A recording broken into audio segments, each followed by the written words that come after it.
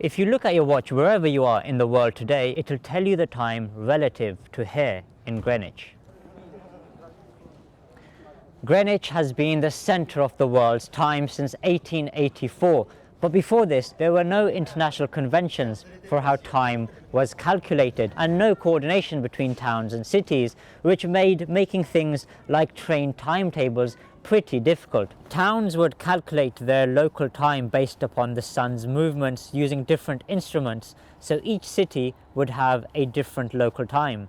But with the expansion of the railways and communication networks, there was a need for a universal standard of timekeeping, which is why time zones were created to make a synchronized world clock.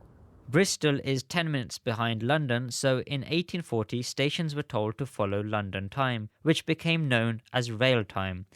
And by the 1850s, pretty much all of the UK was on London time. America had similar issues and called an international conference of 25 countries to decide upon a universal prime meridian.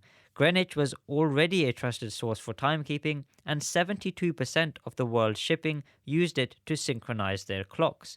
And so it was agreed as the baseline for the world's time zones.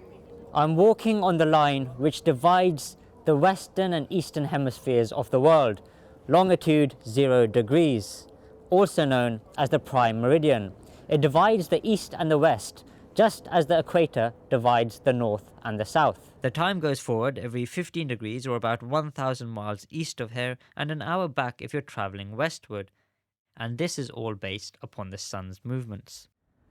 Having an international measure of time helps facilitate global trade, business and travel. But without a universal system of time like we have today, that would be just a tad more complicated.